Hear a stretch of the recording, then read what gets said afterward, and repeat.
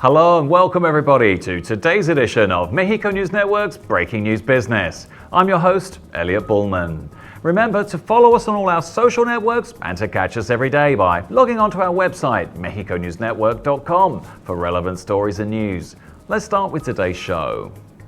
Hashtag Adios Starbucks, hashtag No Compres USA, and hashtag Mexico are some of the hashtags that have been trending in recent weeks among Mexicans asking society to support the consumption of products made in this country and turn away from US companies.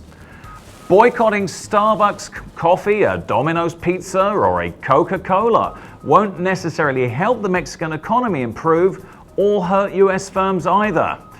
About 90% of Mexican production has a foreign component. In the case of agricultural products, for example, seeds are used from abroad, even if harvested and worked in the country. And only 40% of materials used by automakers are actually made in Mexico. Coca-Cola imports from the United States its main input, which is the concentrate of its soft drink. But then Mexican bottlers like FEMSA distribute and market it. In Mexico, Coca-Cola employs more than 95,000 people directly and another million indirectly through 8 Mexican bottlers. This industry also represents 1.4% of national GDP. Again, Walmart employs about 200,000 Mexicans. It's the country's leading private employer and has numerous national provider development programs. So what then would constitute an effective boycott that doesn't hurt Mexico?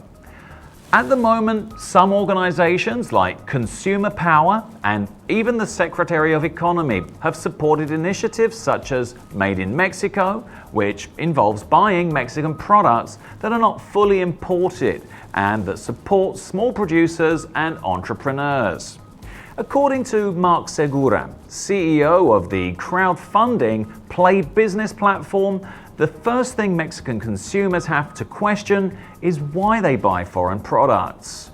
What we should do is offer better products than others, no matter where they're made. The consumer will consume what works best for him and solve his own problem. I think it's a good time to turn to Mexican companies and give startups an opportunity to start seeing how their products are, he said. In other news, Victor Aibling, German ambassador to Mexico, believes that German companies will keep their investments in the country, although he admits there are concerns about Donald Trump's trade policy. According to Aibling, the German ambassador to Mexico, it's not only the issue of labor costs, which are actually lower compared to the United States, but also free trade agreements with 46 countries which reach 1 billion people that makes Mexico a highly attractive investment proposition for German companies to keep investing here. Aibling believes that when German companies decide to make an investment, they don't just do it for 3 or 4 years. They're very long-term investments with a strategic vision that goes beyond day-to-day politics. As far as Mexican businesses succeeding in Germany are concerned, Aibling considers that the entry barrier in terms of quality is the most important obstacle to overcome.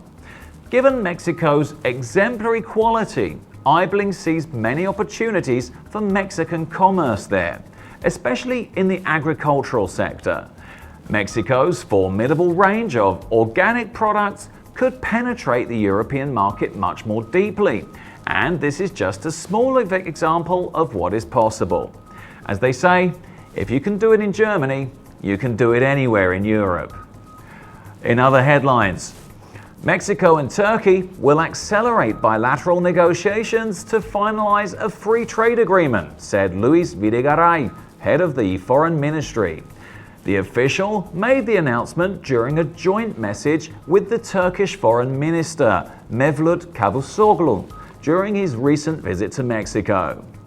Today, more than ever, Mexico is open to the world and wants to build and strengthen its commercial investment ties with all the countries with which it has friendship, regardless of geographic distance, said Videgaray.